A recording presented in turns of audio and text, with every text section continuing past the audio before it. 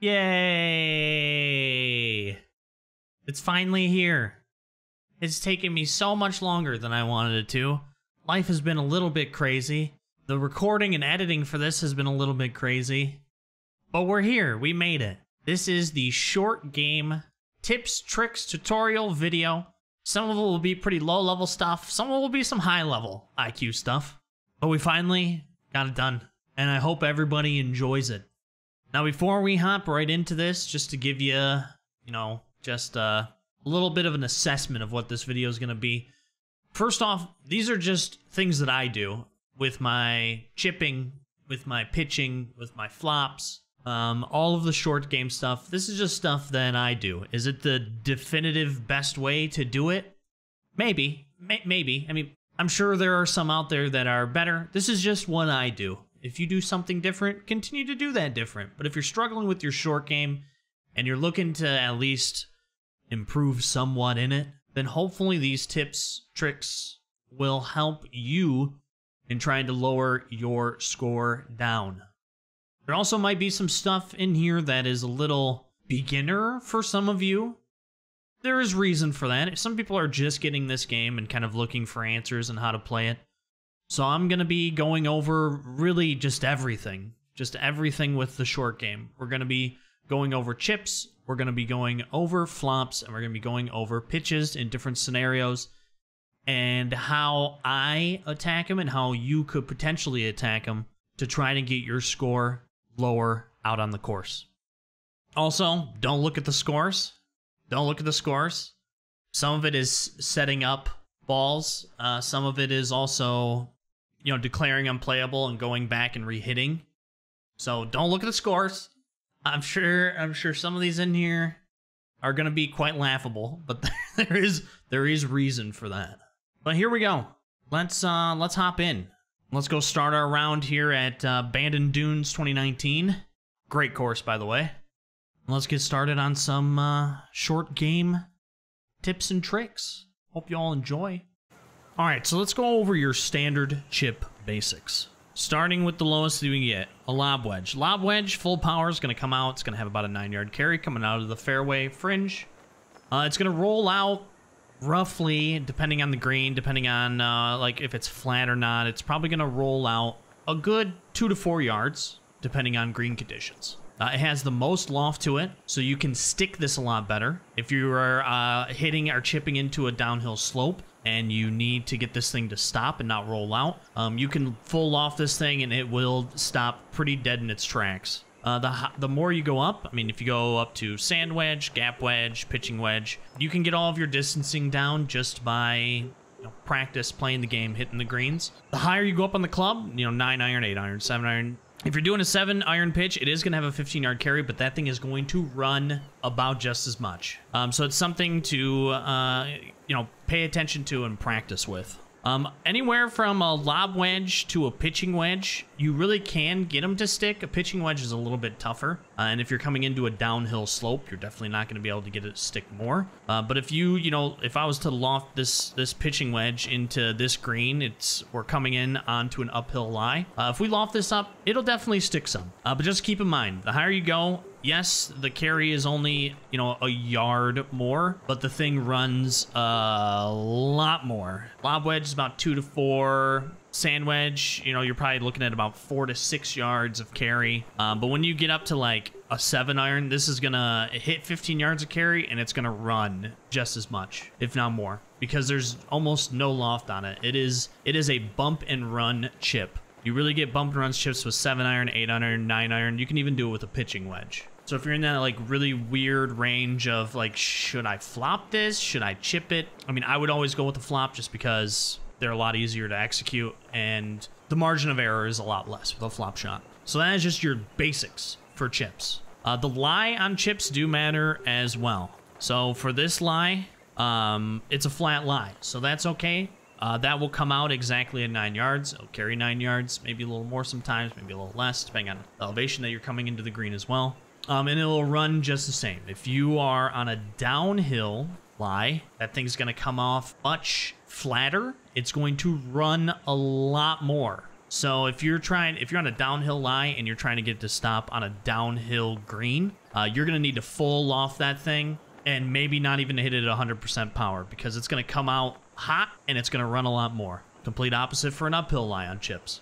Uphill lie comes out steeper. You'll be able to stop it. It probably won't carry as far and it won't run as much. Again, completely dependent on what type of green you're hitting into. So like I said, those are just the basics of chipping. But now let's talk about tempo and how that affects your chips as well. Same thing applies on a downswing. If you fast it, it's going to come out to the left. Slow it, it's going to come out a little bit to the right. Fasting a chip does make it come out with a lot more intensity. So if you fast a backswing, fast a downswing, it's not only going to come out a little left, it's going to come out a little longer on the carry, and it's going to run a lot more. With a chip, if you slow it, it's going to come out a little bit slower, probably won't carry as much, and it's also going to be able to stop a little bit easier. So with chips, if you're trying to get it exactly where you want it, it is very important that you get a perfect, unless otherwise, sometimes, you know, trying to get a slow, trying to get a very slow can definitely help in certain scenarios, but it is very important to get a perfect.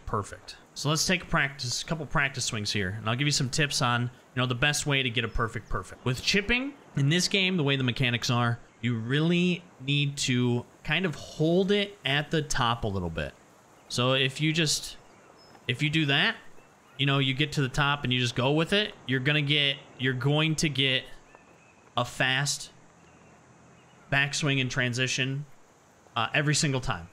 So when it comes to chipping, you really need to kind of hold it there. Boom.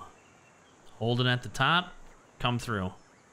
So you just got to hold it ever so slightly at the top of your backswing.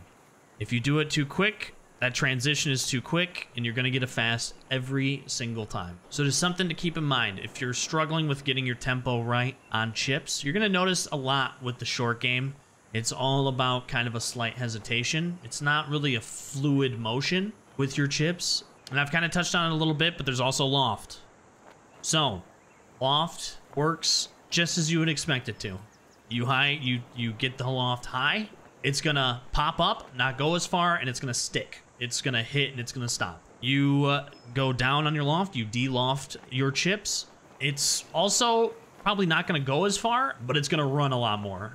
A full de-loft is gonna make it run about twice as much, depending on club, depending on the green, of course, but it's gonna run a lot more. And if you're coming into a downhill slope, if you're trying to run it, I highly suggest that you don't, because if you, let's say you de-loft and you're like kind of in between a chip, it's a downhill, it's running away from you, coming into the hole. De-lofting it, if you fast that thing, you're gonna roll that sucker 20, 30 feet past. So I just highly suggest that you don't do it. I hardly ever de-loft my chips. I will do it in certain instances where I need to land it short and kind of run it uphill. Like I could do that here. This is all uphill. So like running it uphill would be okay to do here if that's what you were really looking to do.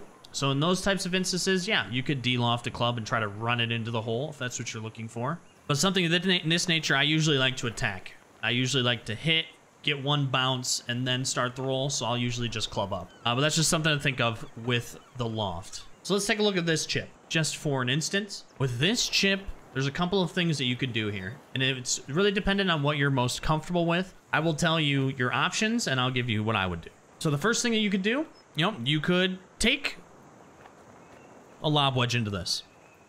You can take a lob wedge. It's not going to run enough, especially uphill. You can de-loft that lob wedge, and you can strike it in. The next thing you do is you could take a sand wedge into this. Just a straight sand wedge, 10 yards carry. You're going to get about the right distance that you need coming in to the hole. You're uphill. It's still going to run. So a sand wedge, just without any loft whatsoever, just hitting it into this green should give you enough carry and enough distance to get it close to the hole. This is the one that I would prefer to do, especially without lofting up or lofting down. You don't have to worry about your middle accuracy bar being a lot smaller as well. So we can just hit this straight up, sand wedge chip.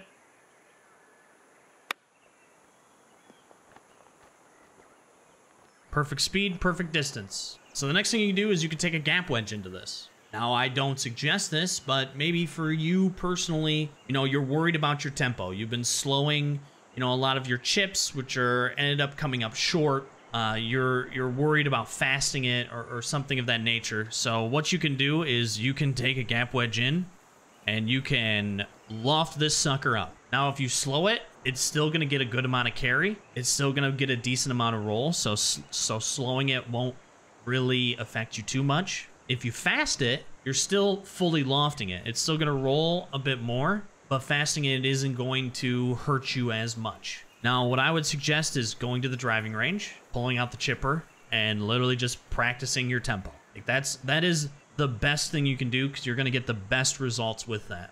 But if you're in a pinch, you're kind of worried about your shot a little bit, maybe the day isn't going as much as you, or as good as you would like it, you can always just fully loft the gap wedge. If you slow it, it's going to come up a little short, but you're still getting a good enough carry that it shouldn't be too bad. If you fast it, it's going to go long, but again, fully lofting a chip, it will get it to stop some. So this is another option that you can do as well.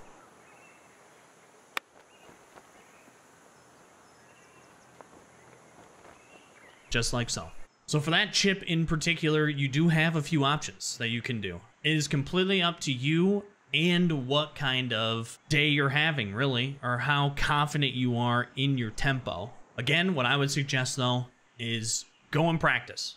Perfect perfects are what you are shooting for. That slight hold at the top, and then you start your downswing down. So go out on the course, go around to the driving range, try to get that perfect tempo down.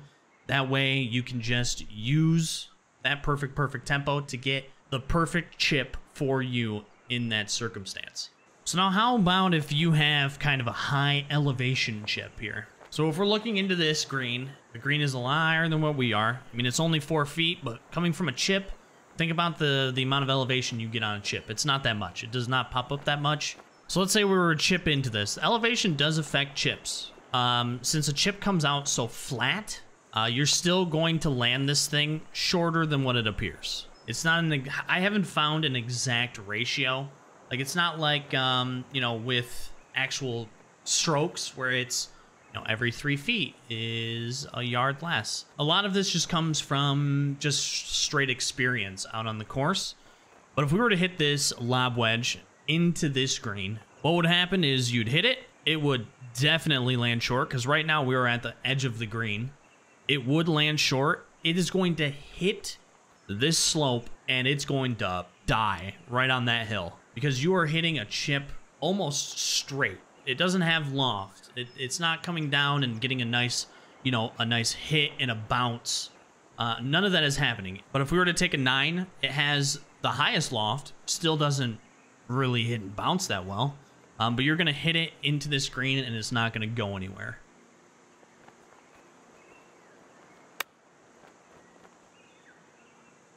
And it died, just like so. So how do you combat this? You combat it just how you think. You just gotta club up. That is it. Do not take this marker at face value. It is not going to be making it all the way up there. What I usually like to do if I'm chipping into an upslope is I'll usually aim about 3 yards past where the green starts, dependent on elevation, of course. But each one of these blocks are a yard. Each one of them are a yard. So if I'm hitting up into an elevated green, especially one where it's hitting into an upslope, I'll usually aim for about 3 yards past where the green starts. So this 11 would actually be perfect. Now again, if you're chipping into something that's like, you know, 9 feet, 10 feet up, I would probably suggest doing another shot type, which we'll go over, which is kind of like a partial flop. But this instance, we're only 4 feet up. I usually, general rule of thumb is to aim about 3 yards past where the green starts, especially, you know, for something this short. If it was longer, you know, you're going to want to, you know, if the pin was instead like, you know, up here, of course you're going to want to put more club. But for something like this, it's a little bit of a short side from you. I'd usually aim for about 3. That'll allow the ball to come in. And with this gap wedge, you're going to get more roll. It's going to be coming out a little hotter. So with this gap wedge, you're going to be coming in. You're still going to be hitting this upslope here. But because the bump and run is longer with a gap wedge, you're going to get a lot more roll out of it. And you're also going to get a bigger you know, first hop. With chips, you usually get, you know, at least a hop and then a run. Your initial one is going to come out a little longer as well. So for a chip like this, I'd be shooting, if I'm just going for no loft, nothing of that nature. Rule of thumb, aim about 3 yards past where the green starts, hit the ball, watch her fly.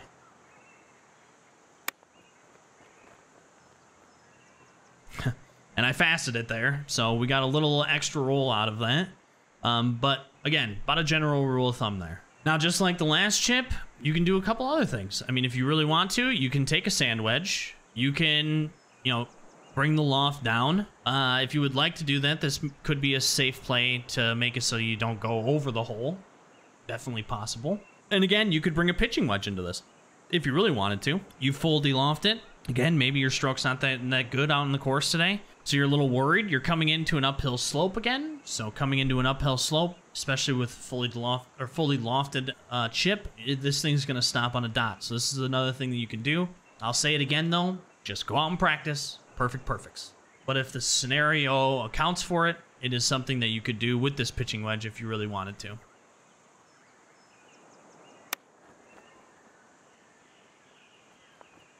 As you can see, I even fasted it, and it still ended short. So if you're really worried about it, that is something else that you can do as well. So now how about in an opposite scenario? We have a downhill lie, quite heavy downhill lie, hitting into a green that is sloping away from us downhill. Now, if you're not confident enough in your partial chips yet, which we'll go over in a minute, downhill lie, like I said at the beginning, downhill lie, this thing's gonna come out quite flat. It's going to roll a ton. So you need to prepare for that. If I was to bring this would be about the right distance. If it was flat, this would be about the right distance for a lob wedge to get it into the hole. 2 to 4 yards run after a 9-yard carry. This would be about right. Well, let's see what happens when we hit this thing straight up from this lie.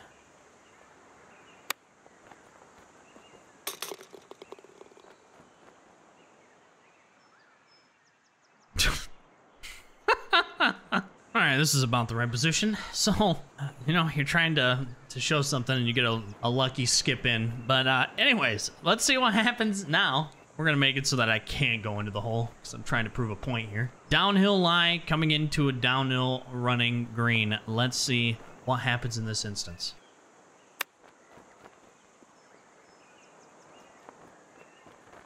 So as you can see, that was a perfect downhill lie.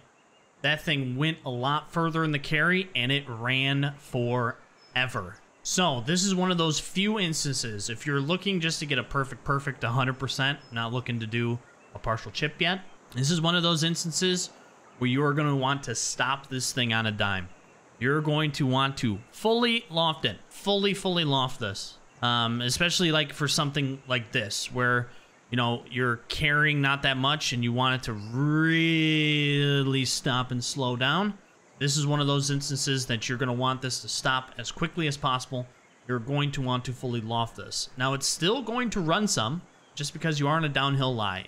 You're not going to be able to not get it to run, but it's going to hit a little bit more spin on it, and it's going to stop a little sooner. Now, even though we are fully lofting it, it's still going to get a good amount of carry as well. But if you're looking just to stop this thing, you're not looking to do a partial chip or anything of that nature. You're just looking to stop it. In this scenario, downhill lie coming in, even if it wasn't uphill, even if you're coming into an uphill slope, it's still going to run a ton because of a downhill lie. So this is about the only time I suggest to either fully loft it. If, you know, instead of this was a 12-yard, it was like, let's say 13 to 14-yard. I mean, you could definitely not loft it fully because you want it to still run a little bit. It's really dependent on the scenario, and the best way to really know what you're looking for and what type of shot you're looking for is to play the game and know your distances for your clubs. Just the more you play, the more you'll learn them and the more you'll be more confident in them. This is a fully lofted chip. We're going to try to get this to stop a little bit sooner, not go as far on the carry as well.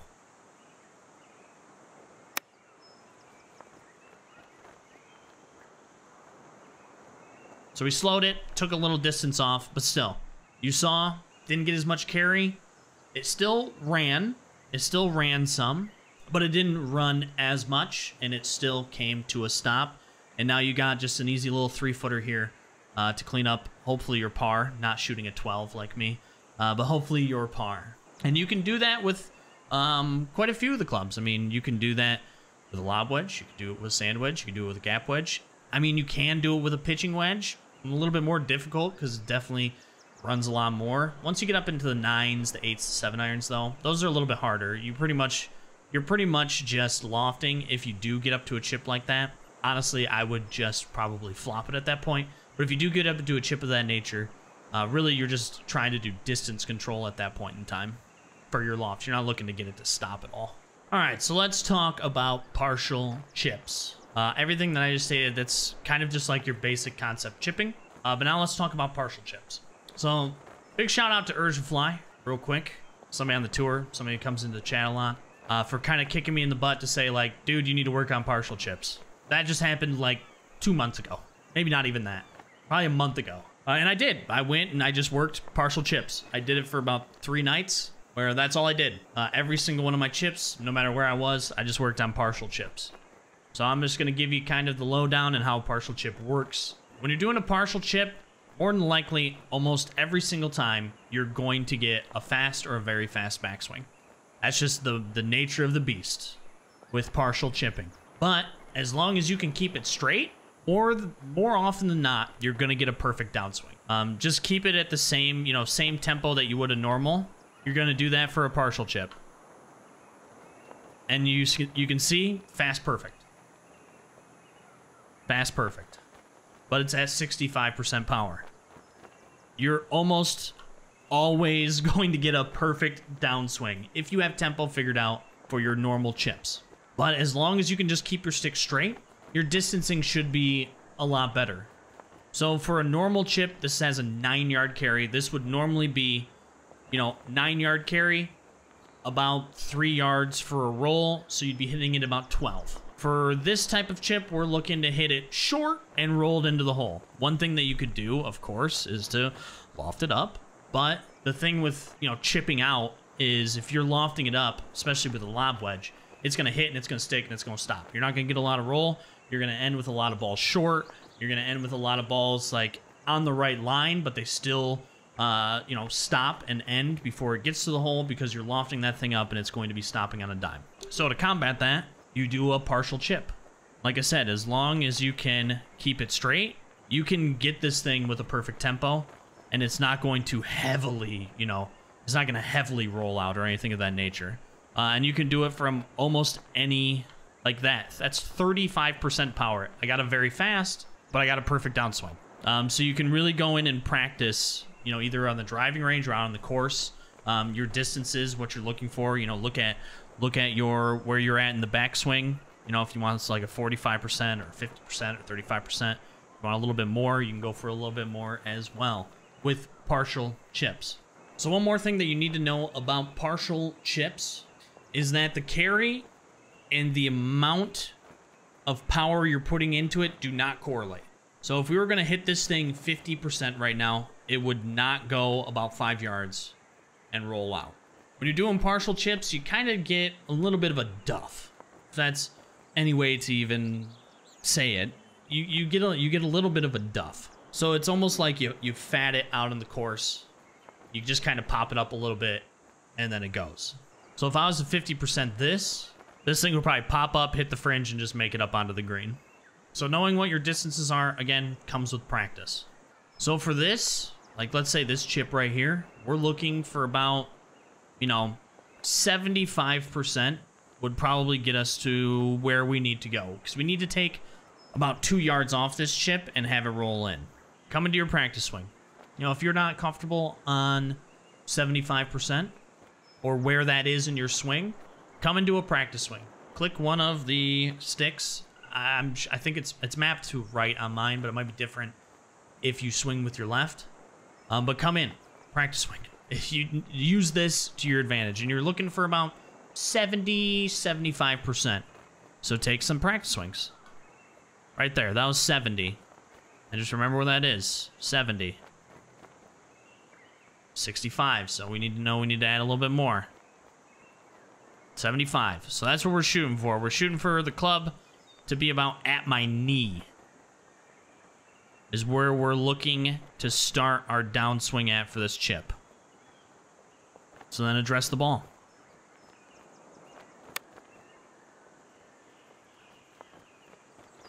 Perfect. Right where we wanted it.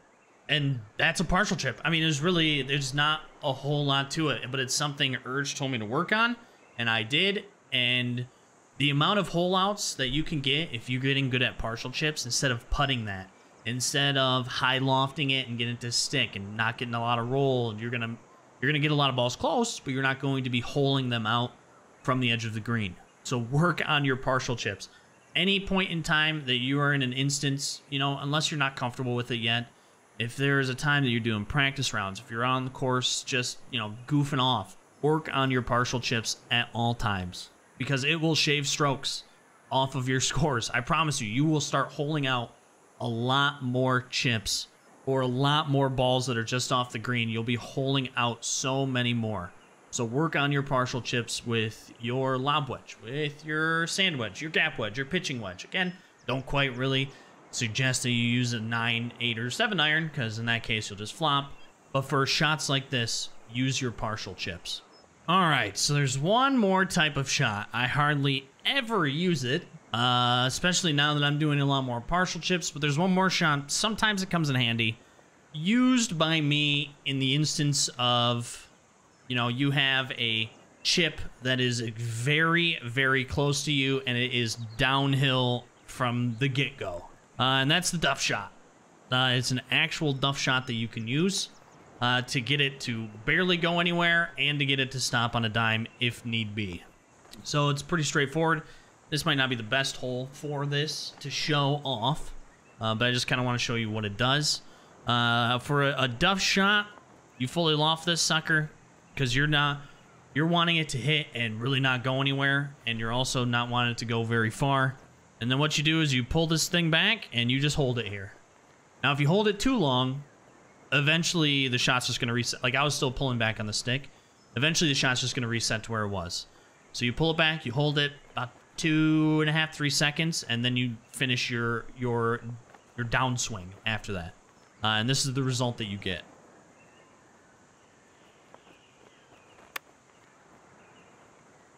It's a Duff Shot. So that was all downhill. You'll get a very slow. I fasted it so it went a little bit farther than I'd really want it to. We'll do another one though. And what that does is that just pops the ball up in the air. It gets about, you know, 3-4 yards, maybe on a carry. We're getting a little bit more because, you know, we're on the downslope too, almost to a red at this point. But the thing hits and it doesn't roll that far.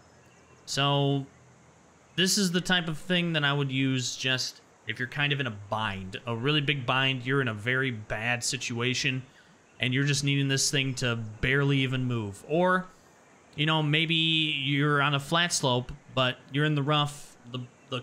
The pin is actually pretty close to the fringe, to the rough, and you just need to pop that thing up and get it to stop and not roll at all. You're worried about, you know, a partial chip running out too far. You just need that thing to pop up and stop. Duff chip works pretty good. And I would, you know, suggest it not that often, but there are times where you need to use something like this. So again, you just pull it back, let it sit there for a little while, and then you're going to complete your downswing as normal. And it just pops it up and has it settle. So that was a 7-yard carry and roll, and that was all on a downslope. And when it comes to chipping, I mean, that's pretty much it. I mean, that's the basics. That is the additional tips and tricks that I use. I would go into, like, if you're hitting out of the rough in the sand trap, but with chipping, it's not really affected that much. I mean, the lie is going to affect it if you plug it, but that's with any shot. And it just all comes with practice. This is why I say that using a chip with a 9-iron, 8-iron, even a pitching wedge, 7-iron, all of those, is a little worthless because you have this lob wedge, flop shot, that pretty much gives you everything that you need to get this ball to stop dead in its tracks. So for flop shots, you have a lob wedge, sand wedge, gap wedge, then finally a pitching wedge. Now, for the lob wedge, this thing pops straight up. It hits, maybe gives you a bounce, and it stakes. Especially where we're at right now with an uphill lie. When it comes to the gap wedge and the pitching wedge, they roll a little bit more. Generally, they roll a little bit more. But that's why I say it's a get out of jail free card. Because if you're in kind of a tough spot in between clubs, or you're in the rough, or sand trap, and you're just, it's really not a good place to be where your ball is. Because even if you miss this thing to the right, miss this thing to the left, it's not going to be that much, and you're just going to stick it right at the hole anyways. Sometimes you can get lucky and have it bounce in as well. One thing to note though, if you do fast and slow it, it does affect it, and it affects it quite substantially. So that is something, again, that you're going to want to go into the driving range or take a couple of practice swings and just get your tempo right before you do this. Fasting it, either back or down, it's going to add a little bit of distance, of course, but it kind of eliminates a little bit of that stop. It makes it run a lot more, especially if you're looking at like a pitching wedge flop shot. It's going to roll a lot. You can kind of get away with it a little bit more with a lob wedge and a sand wedge, but it's still going to come out a little bit hot, and it's going to roll a little bit more.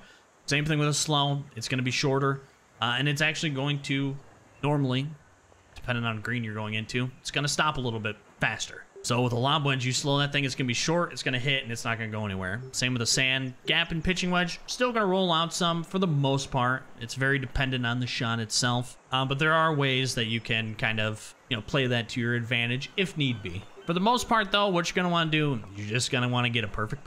That's really what you're shooting for every time with flop shot. But really, you're just trying to get a perfect. Same with the chip. You got to hold it a little bit at the top. Not too long, because you're going to get a slow if you do. But hold it a little bit in the top, and then finish your swing, just like so. Hold it a little bit at the top, finish your swing. My downswing was a little slow there. That was my bad. But you can see perfect tempo on the back. You got to hold it ever so slightly. It's really weird, the swing mechanics in this game. You'd think it'd be, smooth transition like that, but you'll get a fast every single time. It's going to come out hot. It's going to roll a little bit more. So you're just going, hold it at the top a little bit, get your perfect coming in. So let's take a look at this shot. We got a 22 yard is what we got. That's the carry. Uphill lie as well, so it's going to come off. It's not going to have as much distance because you are on an uphill lie, hitting, at least for this shot, uphill lie, elevated green. It's not getting as much distance, but you're also going to get this ball to stop even faster because you are on an uphill lie. You may even get it to roll it back some. So for this instance, 22 yard carry, it's going to be stopping right at the pin, which is all right in this instance, where we kind of just want it to stop right at the pin. It might get a bounce, especially if you're coming into like a very firm green. You may get a bounce, but it's going to bounce, settle, and either settle right in its place, or it's going to roll back some. Like when honestly, get out of jail free card is a flop shot, because it is. Because as long as you can get the tempo right, you can pretty much just stick a ball wherever you'd like. Which is why I would like to get flop shots a little rework for 2K21. We'll just see what they do. I said in prior videos too, is like, I don't know the last time you guys saw a 40 yard flop shot. Maybe what, once a year you'll see something like that, and it's usually like Phil Mickelson doing it. So anyways, I digress. Here's the shot that we have. Let's take a stroke at it and see what happens.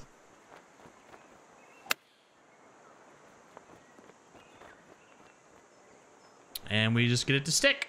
So like I said, elevated right there. Because it was elevated, it didn't go as far as in the carry, but it still hit. It got your, your one bounce, maybe two, and it just stopped dead in its tracks. Now, there are ways that you can get them to run if you really need them to run. You can even get these to run. You just gotta deal off the sucker. It's gonna come out a little bit hotter. It is also going to come out further. It's gonna go a lot further than 22 yards, and it's going to run a lot more as well. So if we were to deal off this, it's going to go a little bit farther. It's going to run a little bit more. If you're really trying to do that with a flop shot, you don't want it to stop. You need it to run some. Maybe you're in between a club or something of that nature. You can just deal off this thing and hit the same exact shot. So it went a little bit further, and it ran a little bit more. Same applies also, if you want to loft this thing. If you really need this thing to stop on a dime, like you don't want any roll whatsoever, you want this thing to just hit and die, you can loft this thing up. It works good for a lob wedge, sand wedge, gap wedge even to some extent. Pitching wedge is a little bit tougher, just because a pitching wedge rolls out a lot more. At least with these 3 clubs, if you loft this thing up, it's not going to go as far. You're still going to get a bounce. You're going to get a little bit of a bigger bounce, but it's going to die where it lands. So here's a fully lofted one.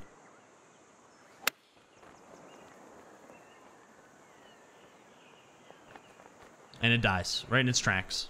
All right, so the last type of flop shot I'm going to show is the half shot. So flopping, doing partial shots, it's been a nightmare for me trying to get a partial flop shot to kind of do what I want. So I try to avoid partial flop shots because you'll get a lot of that.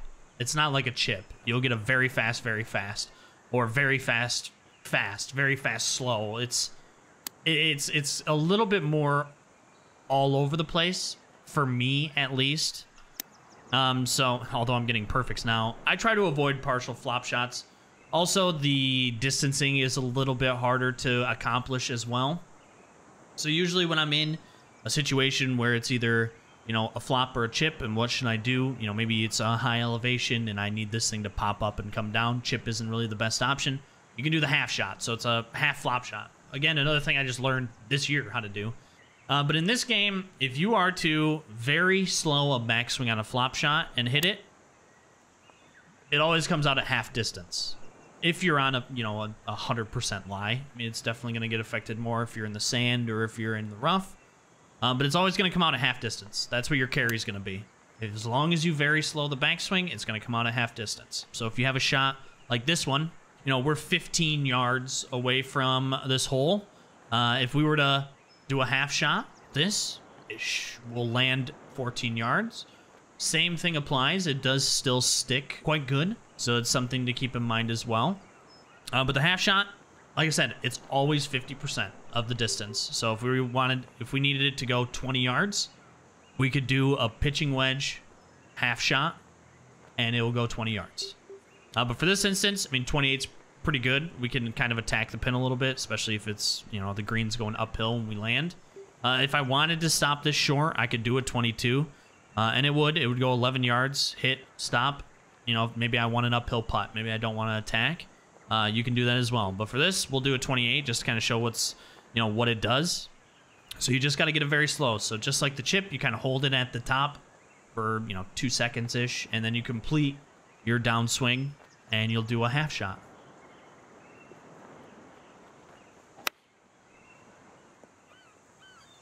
Half shot. This works quite well, just to kind of, again, with the flop shots, it's kind of a theme at this point. It's your get out of jail free card. It really is. Flop shots can be used so well in so many circumstances, and you can get the ball so close with them that it is really your get out of jail free card. But let's look at, if we did want to stop this, short, we can just do the lob wedge. Same thing applies. Just hold it back at the top. Finish your swing. I fast it. It's going to run a little bit more. And we can stop it short if we really want to. But it's just, it's a half shot. It's really easy to do.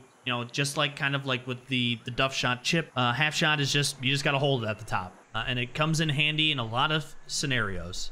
Another one would be, if you were below the hole and you only had, it's 12 yards to the hole, but you're 10 feet below it. Like you're in just a really weird spot where you can't chip it, because if you chip it, you're just going to chip it into the side of the green. It's not going to go anywhere. It's just going to roll back.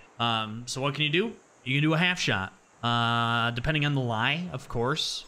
You can account for elevation. I kind of do it similar with the flop shot as I do the chip. You want to kind of aim like 3 yards past where the green starts, because the elevation is going to affect it. I mean, with the half shot, it doesn't come out as high, so the elevation is a lot lower, so you do have to account for that as well. The half shot almost halves the elevation that you get on your flop shot, so just keep that in mind as well. But if you're in a scenario like that where you're way below the hole and you just need to pop that thing up and get it to sit short side on a green, that half flop shot is the perfect shot for that scenario. Pretty much all the principles apply. Like the pitching wedge is going to roll out more. The gap wedge is going to roll out more. Sand wedge is going to roll out more, but it's still going to stop. Lob wedge is going to stop pretty quickly. But the same rules apply for regular flop shots as they do with half flop shots. The pitching wedge is going to roll out a ton.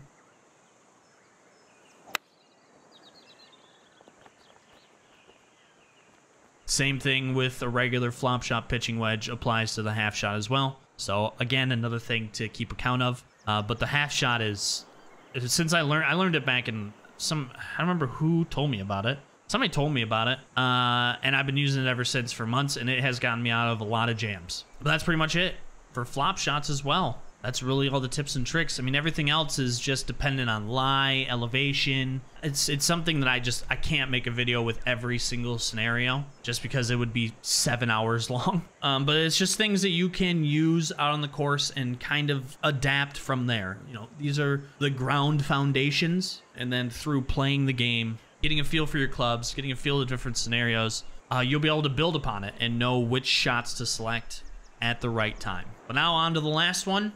And probably, I would say, the least amount of tips and tricks that I have, but there are still some, is the pitch shot. So, with a chip and with a flop, same thing with the mechanics applies to a pitch.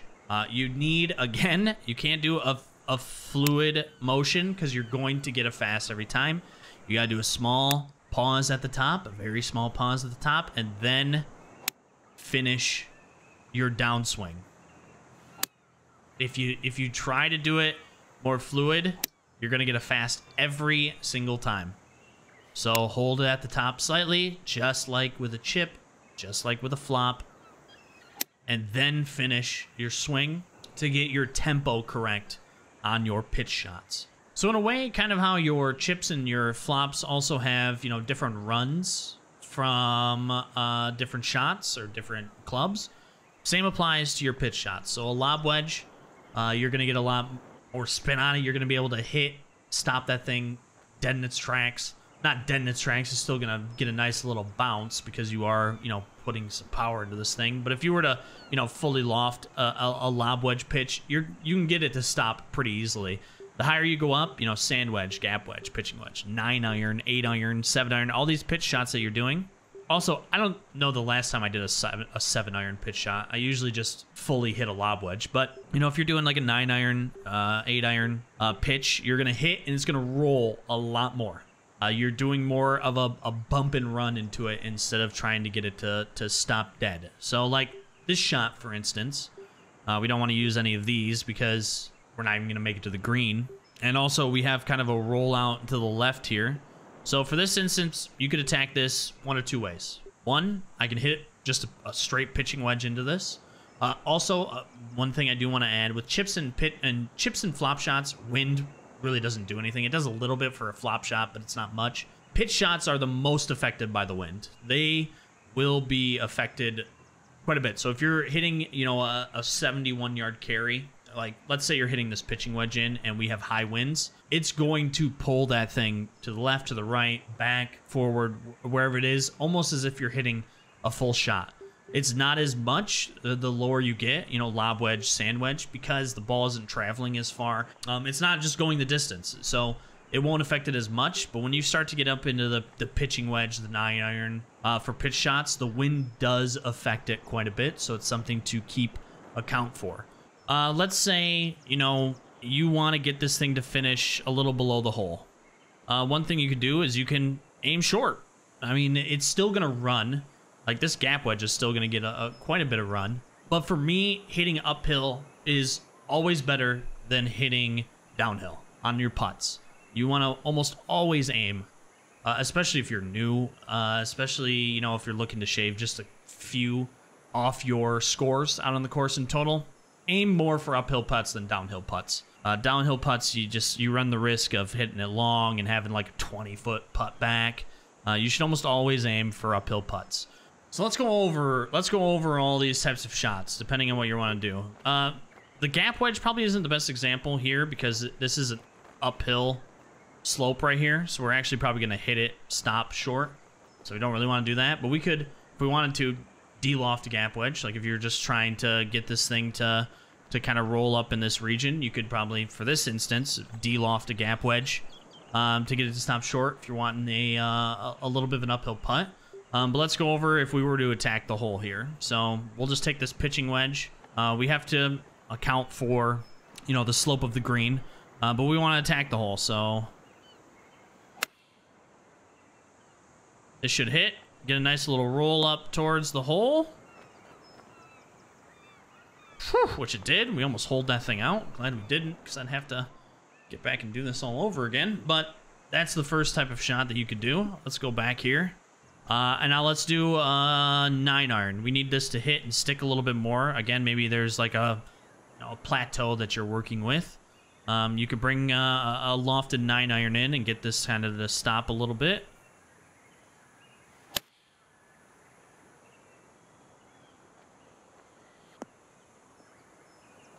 Like so. Just a couple of ways that you can attack holes. It's very dependent, you know, on what you're looking to accomplish, what type of shot that you have, anything of that nature. And honestly, with pitch shots, that's kind of it. I mean, there really isn't a whole lot of tips with pitch shots. I mean, it's just kind of dependent on shot, what you're looking to do. Another thing to remember is elevation plays a lot more of a factor than it would for, you know, something like a flop shot, or even a shot where you're hitting it full. Because elevation is the big thing with elevation is the height that you get. So with the flop shot, you're getting a very big height, so it's coming straight down. If you're, you know, hitting a lob wedge, it's going straight up and coming straight down. With a lob wedge pitch, though, elevation is going to affect it more because the trajectory isn't as high. So it's coming out flatter, which means it's going to land a lot shorter. It's going to run more, just because you're kind of, you know, hitting it halfway of it coming all the way down. Let's say it was the green's 20 feet up. So that is something to keep in mind. Elevation will affect it a lot more. Wind affects it a lot more than your other short, you know, flops, chips. Chips doesn't really affect it at all. The lie is going to affect it more overall as well. That's pretty much it, though. I mean, pitches are quite straightforward. You just got to get your tempo down, depending on what you're trying to do. If you're trying to hit it short and run, de-loft it. If you're trying to hit, you know, right at the hole, don't de-loft it. Don't loft it. Just hit a normal shot. Just work on your tempo. If you're trying to get it, you know, like I said, if it's like a plateau where you're trying to get it to stick, you're trying to hit it onto that plateau so you don't, you know, hit it far and have it roll off the green, loft the thing up. The distance isn't affected as much when you're lofting it. It's more affecting how fast you can get it to stop. So you can really attack some holes if you really want to. The rest of it, though, is just really just getting out on the course, you know, playing different shots, getting a feel for what shots work best for you.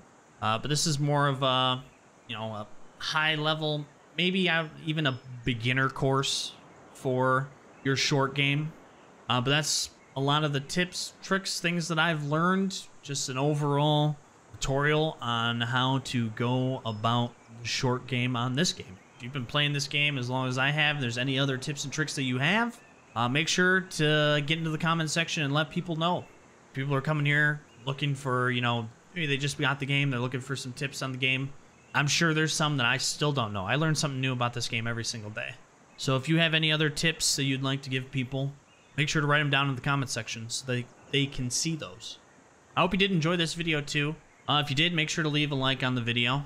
I wish I could recreate every scenario possible out on the golf course, but like I said, that video would be 9 hours long. Hopefully this video helped you in some way. You know, maybe you're struggling with your short game. You're not quite sure what type of shots that you should take. Hopefully this helped you some. Everybody getting better at the golf club just helps the community because it makes the competition that much better. If you enjoy golf content or this type of content, think about subscribing to the channel. I'm looking to get to 1,000 subscribers by the end of the year, and you can help me do that. I do TGC tours. I do all of my rounds every single week right here. Also 2K21 news if you're looking to get any up-to-date information on 2K21 and kind of, you know, first thoughts on anything that they show from somebody who's been playing this game for years and has thousands of hours in. You'll get that here as well. I greatly appreciate you stopping by, though, to watch this video, and I thank you very much for taking the time to view it. I also stream live over at twitch.tv/RespawnTV. If you want to see any practice rounds that I do over there, just want to watch me kind of play the game, you can find it over there Monday through Friday starting at 8 o'clock Eastern Time. If you're looking for any other tips, tricks, let me know. I'll either make a video on it or I'll try to answer in the comments. But I hope you all have a great rest of your morning, afternoon, or evening, wherever you are in the world.